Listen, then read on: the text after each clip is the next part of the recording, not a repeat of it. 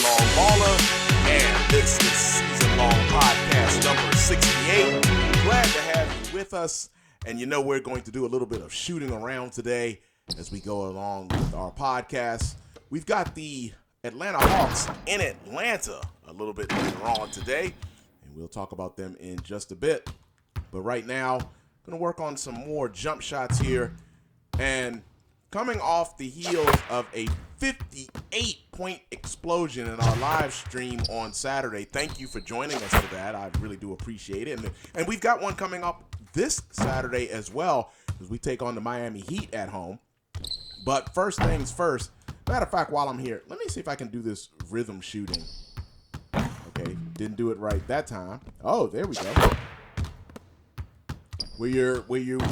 The rhythm shooting introduced this year on 2K25 where you pull the right stick down and then up. Okay, did it too fast that time. Still feels a little bit funny to me.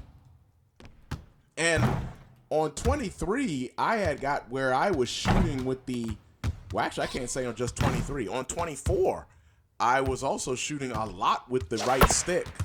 Not in this manner. Got a couple to go there.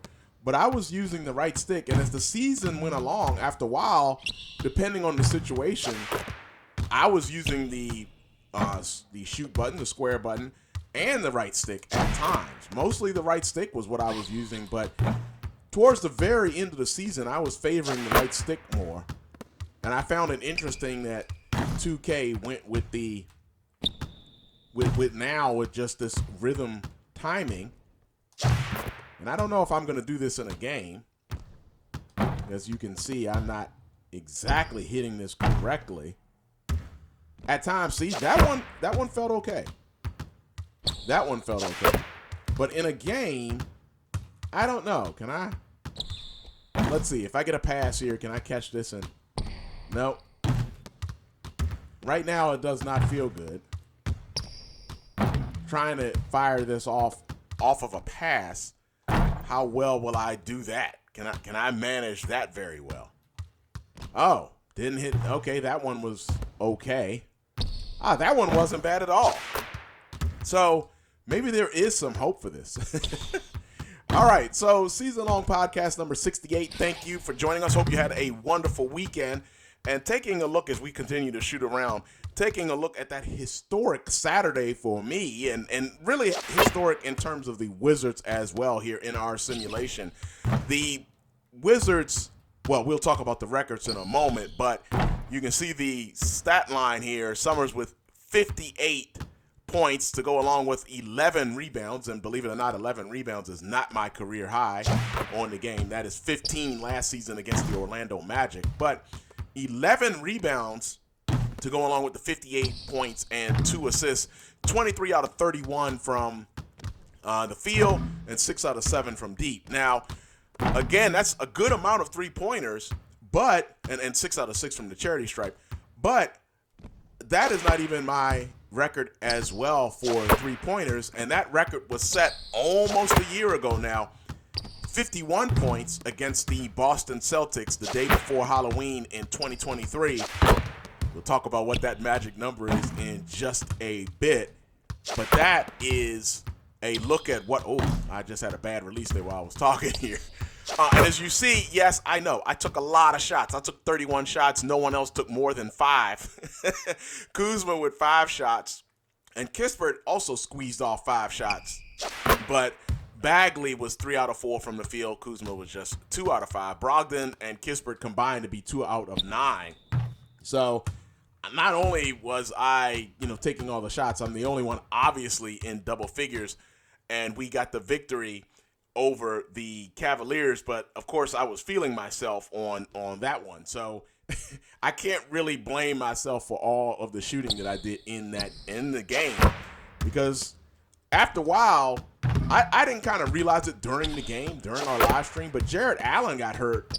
And when Allen got hurt, and feeling that I could take any Cavalier defender off the dribble and get into the paint without Allen there to guard the basket, apologies to Evan Mobley, who is a good defender, But I wasn't worried about Mobley as much blocking my shot, probably because he was further away from the basket. I know Allen's going to be around the basket, and Allen will block shots.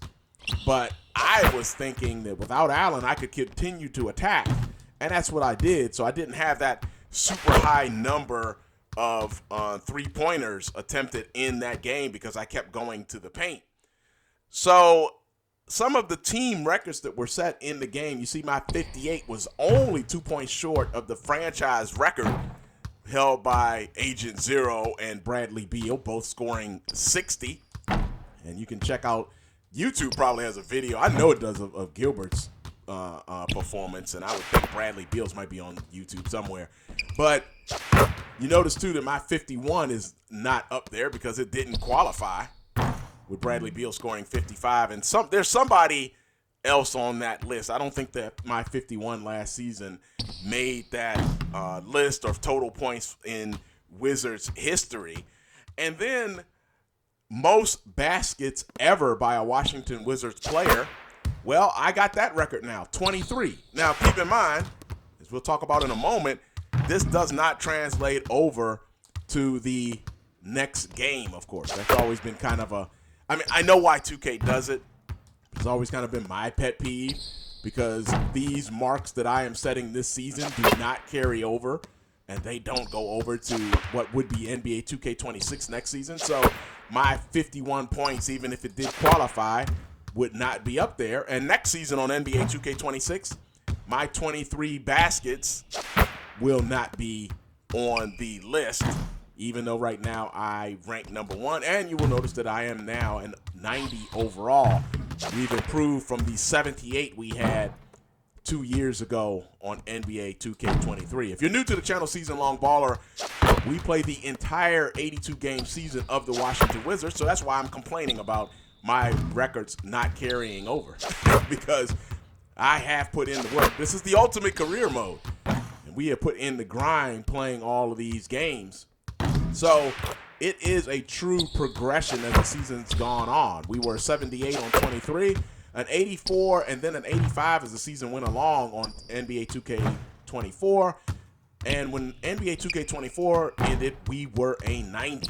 So we have worked our way around getting our way up to these numbers and earning badges as well. So all-time three-pointers, that number, if NBA 2K24 carried over, that number would belong to me, not Trevor Ariza. All apologies to Trevor Ariza, but that number is 15. It's the number 1 in the league, as well, as I erupted for 15 three-pointers, 15 out of 19 from deep last season against the Boston Celtics the day before Halloween. So October 30th of 2023, well, for a while, that was my favorite day. Scored 51 against the Celtics. And so that 15 was the most in franchise history, and really it's the most in league history as well. But that number doesn't carry over, so it is not up there among the, I just hit a good shot, among the numbers that you see up there. So that would be nice, though, if that would carry over. So we have got Atlanta coming up later today.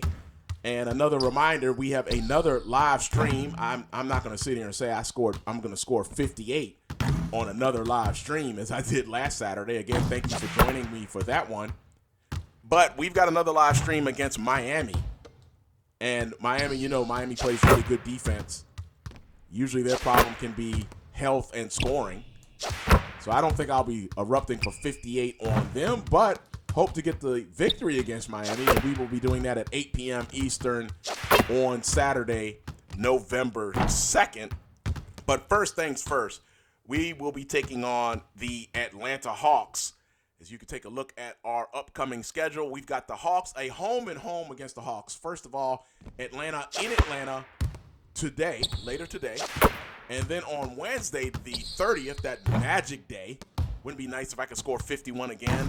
Make it a pre-Halloween tradition to bust 50. I don't think that'll happen, but, it won't be from lack of trying. I'll say that. But we then take the Hawks on in D.C., so we're playing a home and home against the Hawks. Now, there is some really significant news in our simulation about the Atlanta Hawks. They are not going to look like they normally look. And I know you're thinking, well, yeah, Reza Shea, their new overall number 1 draft pick. So you will have number 1 versus number 2 overall picks with Alexander Sarr playing for the Wizards. But that's not the only difference. And then you're thinking, well, obviously, season long baller, Dejounte Murray was traded to the Pelicans in the offseason with Larry Nance Jr. and Dyson Daniels coming over to the Hawks. And yes, you would be right about that as well as a difference with this Hawks squad. But the big difference in our simulation for this Hawks squad is neither of those two things, because the Hawks, Trae Young is out for the season in our simulation. Ruptured left Achilles. You know that changes the Hawks, especially without DeJounte Murray. That really changes the Hawks. That is the man right there that stirs the drink. So Trae Young is injured. Now, I will put this caveat on it. This happened a few seasons ago in our simulation on NBA 2K23 where Jason Tatum had an injury. Now, the Celtics, of course, are a better and deeper team than the Hawks even 2 years ago. So they were able to kind of keep afloat. And even though it had season as the duration, Tatum came back in like late March. And the Celtics made somewhat of a run and got into the 6th position. So I don't know what to think of this Trae Young injury. In the meantime, yes, the Hawks are bad off because you'll notice that the second injury is a torn right calf muscle to Jalen Johnson. So 2 significant injuries by the Hawks. Johnson, their young star, Atlanta is really high on him. But not having him or Trae Young, that's pretty deep. And that is going to really change the way the Hawks will look. I don't know where, again, with DeJounte Murray in New Orleans, and hopefully he will heal up really fast in real life since he hurt his wrist in real life. And I know the Pelicans could use him. He was a key, that's obviously what the Pelicans wanted in their deal when they traded to acquire him from the Hawks. But, the Hawks don't have him anymore, obviously. So I don't even know who's going to start for the Hawks. But we will find out a little bit later on today. But again, it's going to be a very different Hawks squad that we will be facing. So taking another quick look at that schedule that we have coming up. Remember, the Hawks later on today. Then on Wednesday, we go home and face the Hawks again in D.C. And then another live stream on next Saturday, or this coming Saturday, against the Miami Heat. And I am looking forward to that one. So that's going to just about put the wraps on Season Long Podcast number 68. Thank you for joining me. You know the rules. We can't get out of here until we hit. Oh, well, I mean, we're going to be here all day if I keep shooting like that. There we go. Straight on 3. That is how we will get out of here. I will see you later on today taking on the Atlanta Hawks in Atlanta minus Trae Young and Jalen Johnson. We'll see how that goes for us and the Hawks. If you like what we're doing on the channel, please give us that like and subscribe. It is much appreciated. That's it for Season Long Baller. Peace.